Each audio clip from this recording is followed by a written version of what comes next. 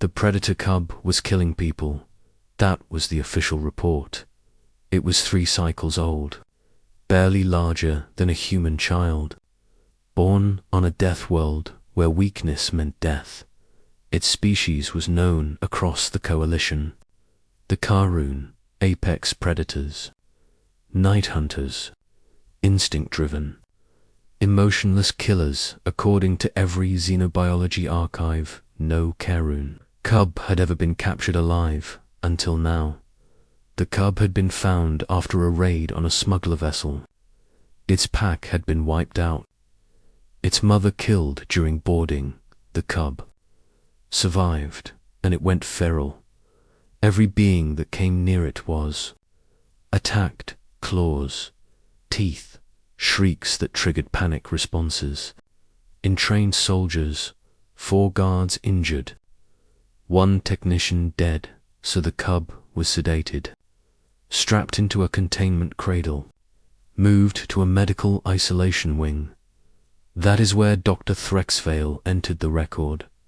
Threx was a senior, xenomedical officer, 6 limbs, compound eyes, a mind trained for logic, not miracles. He believed in chemistry, neural suppression fields, said, not songs. The cub lay restrained when he arrived.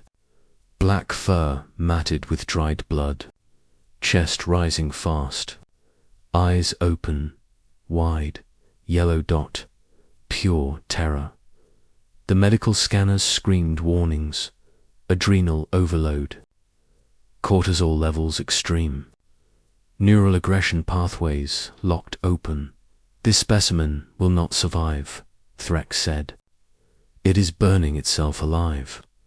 The guards watched from behind the barrier, weapons ready. The cub snarled at them, low, broken, desperate. It was not hunting, it was grieving. That detail did not exist in coalition doctrine.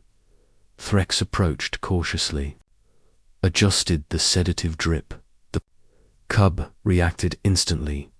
It slammed against the restraints, screamed, bit down on the metal brace hard enough to dent it. Alarms blared. Back away, the guards shouted. Threx hesitated. The cub's heartbeat spiked again. Then something impossible happened. Sound drifted into the ward, soft, low, human, a voice, not spoken language, sung. That cub froze. Its scream cut off mid-note. Threx turned. A human sat on the floor outside the barrier, back against the wall, knees drawn up. She was young. Maintenance uniform. No weapons. She was humming. The melody was slow, falling and rising like breath. Ancient, wordless. A lullaby. The cub's claws loosened. Its breathing slowed. The medical readout stabilized. Threx stared at the screen. Impossible, he whispered. The guards noticed it. 2. The cub lay still, eyes still open, but no longer wild, focused dot on the sound. The human did not look at the cub. She did not move closer. She simply hummed, dot soft, steady. Threx stepped back in slowly. The cub did not attack. Its ears flicked, its head tilted. Threx felt a chill ripple through his exoskeleton. This is suppressing its aggression, he said. One guard laughed nervously. It's a song, he said. That thing kills with its teeth. Threx raised a limb. Silence. He approached the restraint console. Normally, this would trigger another violent reaction. It did not. The cub whimpered, a sound like a broken child. The human's humming shifted, slightly lower, slower. The cub's eyes drooped. Threx pulled up the neural scan overlay. The aggression centers were dimming, not blocked, calmed, balanced. This was not sedation, it was regulation. Threx turned slowly toward the human. Identify yourself, he said. She stopped humming. The cub stirred, so she resumed. Instantly, the cub settled again. I'm Lena, the human said softly.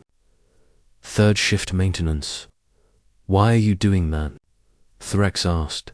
She shrugged slightly. It sounded scared. Threx had studied fear in thousands of species, but this was different. This species does not respond to auditory comfort, he said. Lena smiled faintly. Everything does, she said. If the song is old enough, Threx logged the event. He marked it as anomalous. Then, the cub reached out. A single claw extended from the restraint. Slow, careful, it did not strike. It touched the barrier. The humming continued. Tears slid from the cub's eyes. Karun did not cry. According to every record, Threx felt his certainty. Fracture. Over the next cycles, the pattern repeated. Whenever the human was present, the cub was calm. Whenever she left, the cub deteriorated. Sedatives failed. Neural dampeners caused seizures. Only the song worked. Requested Lena be reassigned. Command refused. Humans were not classified as therapeutic assets. Threx broke protocol. He brought Lena in. Anyway, he recorded everything. Heart rate, normalization, hormone stabilization, neural plasticity reopening. The cub began to eat, then sleep. It stopped biting. It began to listen. Lena changed songs sometimes. Different melodies. All slow. All gentle. Threx asked where they came from. My mother, Lena said, and hers before that. Are these designed? Threx asked. No, Lena said. They're remembered. The cub began to mimic the sounds. Low vocalizations, rough, untrained, but peaceful. One cycle, the restraints were removed. The guards panicked, weapons raised. The cub walked directly to Lena. It sniffed her hand, then curled up at her feet and slept. The medical wing went silent. Threx documented the moment. This human song suppresses all aggressive instincts of the predator cub, he dictated. Without chemical intervention. The report went viral. Coalition scientists argued. Military advisors protested. Then, a second Karun cub was found. Same results. Then, a third. Human volunteers were requested. Not soldiers, caregivers, singers. Coalition changed its protocols. Predators were no longer classified as unfeeling. Grief was added to their profiles, so was comfort. Years later, the cub grew.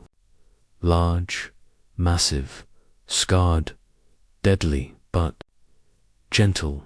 It followed Lena everywhere. When threatened, it stood between her and danger. Silent, controlled, a protector. When Lena was asked why the song worked, she answered simply, because we sang to survive, she said. When there was nothing else, Threx published his final paper before retirement. It ended with one sentence. We believed aggression was the absence of control. We were wrong. It was the absence of being held. And somewhere in the station halls, a predator slept to the sound of a human song. Asterisk.